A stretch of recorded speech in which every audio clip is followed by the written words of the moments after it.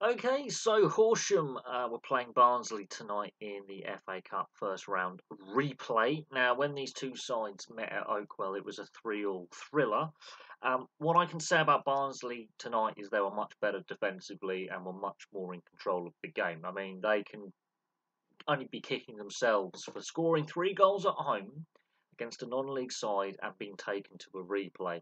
Obviously, you want to avoid fixture congestion, and this is where sometimes some managers will massively go through the changes, squad rotation, and that can obviously impact performances. We've seen that in the FA Cup many times where a manager makes a lot of changes and the team just doesn't perform.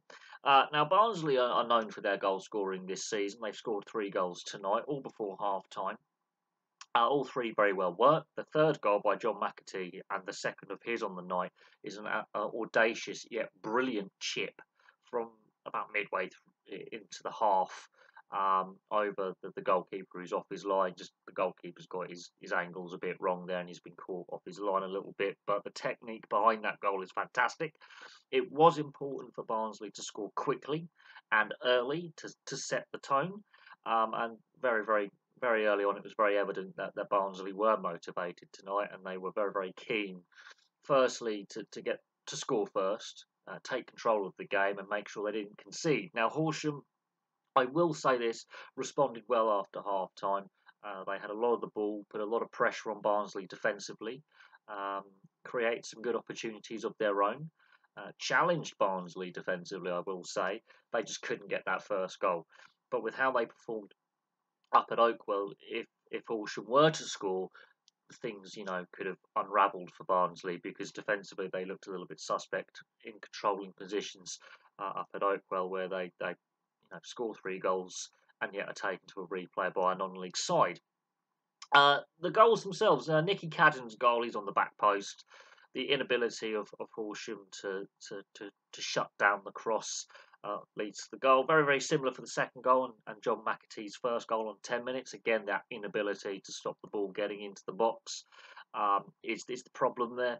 So they always, you hear a lot in commentary of beating the first defender, and that or the first defender, trying to close down the attacker with the ball, the creative player with the ball.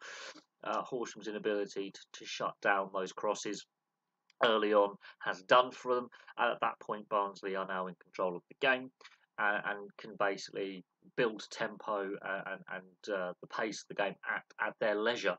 Basically, they can now control how the build up goes, how the tempo goes. They've settled into the game and now they've got control of the game. McAtee's second goal and the third on the night is a fantastic chip.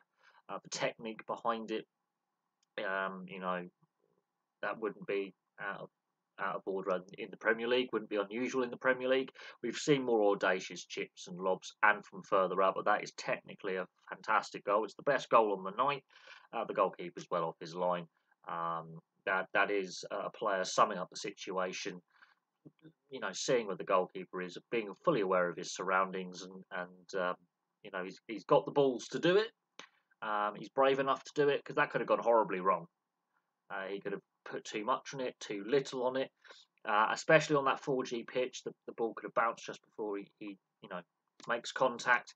So it's a very difficult skill, and he made it look very simple.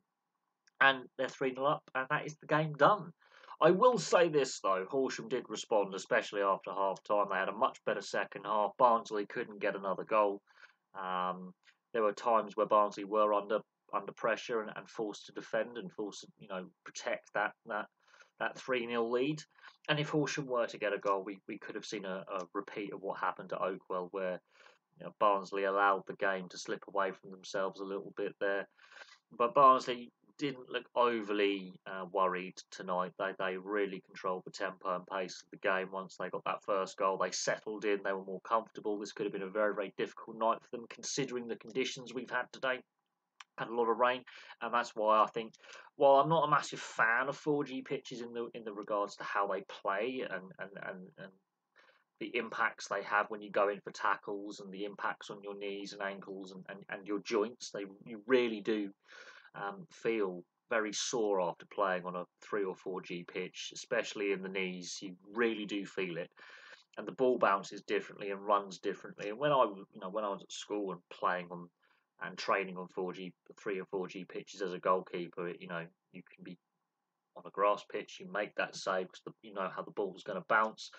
The the way the ball, the physics, on the ball is impacted with the bounce and spin. It can lead to odd bounces, which is why that second goal by McAtee is so technically well taken. It's a fantastic finish. And on a grass pitch, the ball will bounce in a different way and come to him in a different way and behave differently. So to have the audacity to do that and execute a very difficult skill where he wouldn't be normally doing that on a grass pitch. He'd be approaching that chip or that lob differently with different power, different amount of backswing. Yeah, that's a good skill there. I will say this, with the weather we've had, the amount of rain, that was a grass pitch. This game doesn't get played today. That's basically what I was getting at on a tangent. But no, it was a good game. It was a good performance, a good professional performance from Barnsley. And Horsham, I mean, you look how many qualifying rounds they've gone through. Very similar to Bracknell Town, who obviously were televised in their final qualifying game against Dagenham and Redbridge. They have played a lot of games just to get to this stage. Um, and that's a lot of games taken out of their league season, which have got to be rearranged. And when we talk about fixture congestion, obviously it's the Premier League and the Championship that gets the most attention, but the non-league clubs as well have to go through a very arduous, lengthy qualification process just to make the first round proper. And then if they get replays in there, they've got, that's going to really impact their league season. And I think it's starting to tell on Horsham a little bit. They didn't have as much energy as they had in the first game, and this is the first time they've lost back-to-back games all season. So, yeah, fixture congestion is a thing, but I will say this about replays: make the most of them. I don't think first and second round replays are going to be here much longer going forward. Even third round, I think all FA Cup replays their days are numbered. So make the most of the FA Cup replays where those potential cup shocks happen. But yeah, in Barnsley's case, professional performance. It was a shame they couldn't just kick on and start scoring a lot more goals. It's a shame Horsham didn't get on the score sheet because that would have made things a bit more interesting and a bit nervy for Barnsley. But well played by Barnsley. They obviously face Sutton United now in the next round, which again will be an interesting clash to look at and look forward to.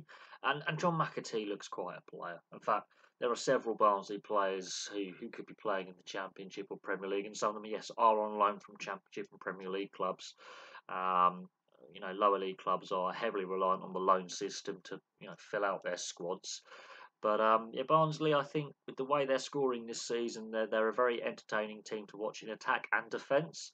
It's just tonight they put in a solid performance. The second half, I think, did peter out somewhat with it being 3-0 and Horsham unable to get on the score sheet. Around 70-75 minutes, the energy really went out the game a little bit. The pace of the game dropped off. Barnsley were comfortable and Horsham couldn't find a way through. But overall, it was an entertaining game. It was a good game. And a professional performance. So there we go. Thank you very much for watching. One thing before I go, where does the lard thing come from? Can Horsham fans in the comment section please explain to me where the lard joke comes from and why they, place blocks of lard on the away team dugout and in the away team dressing room? I really want to know where that lard, inside joke comes from. It's a quirk of the non-league, I suppose, but I was very interested to find out where that comes from. But yeah, from me for now, thank you very much for watching.